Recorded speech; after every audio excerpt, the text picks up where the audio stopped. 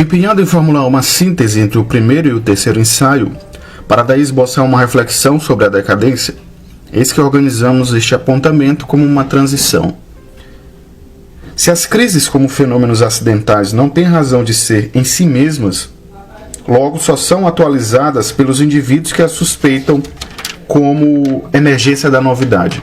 Desse modo, as crises incidem sobre o indivíduo, tornando-se assim um acontecimento pessoal. Aliás, crise é crise pessoal. Assim sendo, quando se desdobra como expressão de uma quebra de uma legitimidade hegemônica e compromete uma localidade específica, a crise pessoal se torna uma crise histórica, a partir da qual uma ordem suplementar, um novo paradigma é suspeitado sem ser nomeado ou compreendido imediatamente. Em seguida, a tese apresentada em A Consciência Escuta aponta para a seguinte certeza: a conformação da chamada voz da consciência demandou séculos e séculos de ativação, por ordem tanto do aumento da capacidade craniana, nos idos da pedra polida no Neolítico, como um processo de epigênese, a partir do qual o sistema ativador reticular ascendente, com toda a arquitetônica neural correspondente, passou a processar e decodificar um maior número de informações, desencadeadas pelas sinapses de 100 bilhões de neurônios e axônios.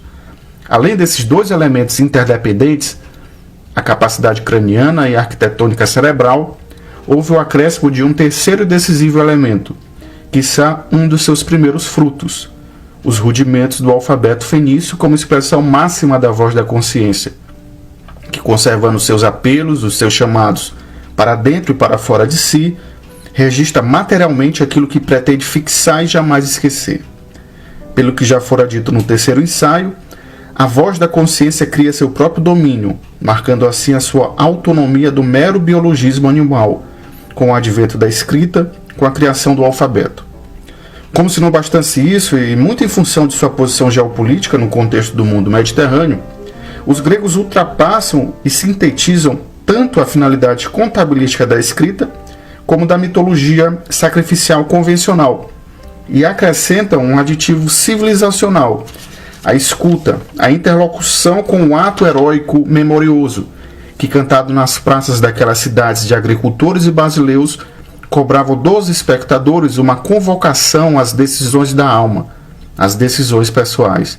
O êxito dessa escuta, que atende pelo nome de epopeia, se traduziu de modo duplo, como compactação de uma unidade nacional, a partir da qual os gregos passaram a confrontar seus vizinhos invasores com um senso cívico alinhavado pela evocação à virtude dos seus heróis, além de se traduzir como um estágio de plena maturação da própria voz da consciência, a partir de então, cada vez mais integrada, uniforme, mas não menos inquieta. Ora, a conciliação entre ambas as teses nos leva à seguinte síntese: tanto a crise como a voz da consciência apelam a uma faculdade do psiquismo, a memória. No primeiro caso, uma crise só é suspeitável quando se é capaz de se remontar às suas causas primeiras, ou seja, àquilo que a desencadeou.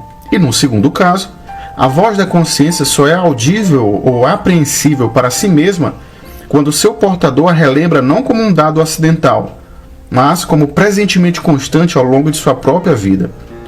Isto posto, percebemos o quão decisiva é a faculdade da memória, pois esta é o princípio conformador do próprio psiquismo e, por extensão, da própria personalidade. Se definível de modo breve, diremos: a memória é o ato de reabsorção ou da plena transparência da consciência para consigo mesma.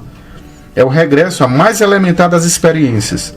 É um retorno a um campo prévio da realidade em que ser e ser percebido se reconciliam.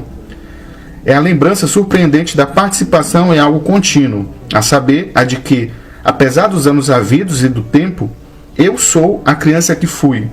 Eu sou aquilo que é. Portanto, diferentemente das demais faculdades, como a imaginação ou a vontade, a memória é particularmente aquela que tanto denuncia uma presença interna diferente da inteligência, sendo tal presença a própria consciência, como que integra as múltiplas faces de si mesmo, faces marcadas pelo tempo, em uma unidade. Sendo uma faculdade conformadora, coesa, a memória dá unidade à multiplicidade dos estados caóticos interiores, atendendo assim a um bastidor insuprimível de si mesmo. Podemos enganar muitos ao redor, mas jamais traímos a nós mesmos. Jamais sabotamos aquilo que nossa memória sabe acerca do que somos. Aquilo que somos dá seus testemunhos em atos públicos e privados, sendo a memória a testemunha insubornável de nós mesmos. Tais atos, com ou sem testemunhas, nos dão uma dimensão daquilo que estimamos, dos bens que desejamos, e o empenho atual ou potencial para obtê-los fala sobre nossas virtudes. Portanto, aquilo que sabemos sobre nós mesmos em âmbito público ou privado é intuível através da memória que dispensamos àquilo que estimamos, àquilo que devotamos atenção. Logo, é memória também de nossas virtudes. Por conseguinte, a memória é uma faculdade conformadora que, destacando aquilo que é constante ao longo da vida, estima o que destaca, e o fazendo aponta para a virtude. Ao afirmar isto, acrescentamos um outro atributo à memória, que além de ser conformadora, pois que integra as múltiplas faces interiores do psiquismo, ainda é uma faculdade virtuosa. Afinal, preserva um senso pessoal e hierárquico daquilo que estima. Preserva um reservatório das tendências, preferências e de atos correspondentes ao longo da vida. Atos que, à proporção que assimilados pela personalidade, a tornam mais consciente ou responsável sobre si mesma. Há um pensamento do grande orador ateniense Demóstenes que alude a isso, abre aspas. A alma é modelada pelos hábitos. Daí porque se pensa como se vive, fecha aspas. Ora, quanto mais recorda os próprios atos, tornando-os conscientes ou inteligíveis para si mesmo, e elenca-os em uma hierarquia entre os estimáveis ou corrigíveis, mais o indivíduo imprime responsabilidade sobre suas próprias ações. É recordando seus erros e acertos que a memória, como faculdade, concilia o seu caráter, ora conformador, ora virtuoso. Mas o que ocorre quando os atos particulares não são integrados no centro da personalidade? O que se segue a isso como um ligeiro colapso da unidade pessoal se chama paramnésia, espécie de transtorno qualitativo da memória de evocação, no qual o indivíduo se perde em si mesmo, com sintomas como ilusões mnemônicas, alucinações mnemônicas, fabulações e déjà-vus.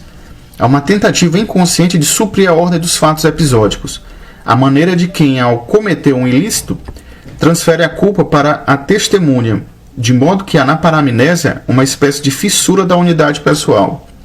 Como sabota a si mesma, a memória desloca sua força conformadora e seu agregado imagético para situações que compensem sua própria lacuna.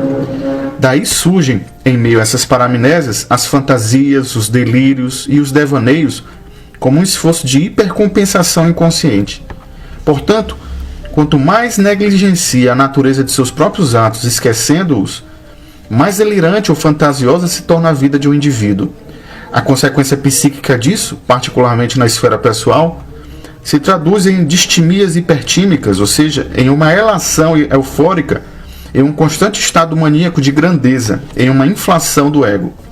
Em se tratando do psiquismo, ou melhor, da vida interior, não se pode avançar sem que os atos pretéritos sejam recolhidos e reintegrados na personalidade, na esfera pessoal particularmente consciente. A frase do pintor Eugène Fromentin, segundo a qual cada um de nós traz consigo um ou vários mortos, faz menção a isso, a essa necessidade de, por meio da memória, abarcar conscientemente os atos pretéritos a despeito de seu estado de putrefação. A personalidade é a força de integração de outras individualidades difusas, como a herdada pela família, como a exigida pelo ambiente.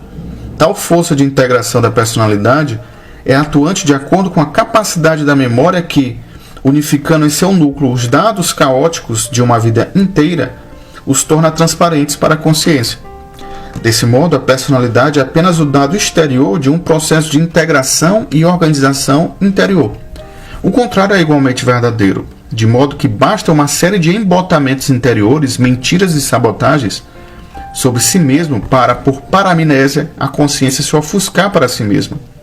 No esforço de lidar com as parcelas foscas ou ensombrecidas de si mesma, a consciência compensa aquilo que não é, fantasiando, no que desencadeia uma permanente necessidade de aceitação, Uma fragilidade que clama por um complexo paterno ou materno que a restitua a si mesmo. Quando uma série de mentiras jamais suspeitadas se multiplicam e se tornam críticas, pois enreda o seu portador em longas crises pessoais, e tais crises pessoais encontram nas circunstâncias históricas um meio de propagação coletiva, o que se vê é a celebração monumental do esquecimento, que a maneira de um corpo que apodrece publicamente a olhos vistos, atende pelo nome de decadência, tema de nossa próxima reflexão.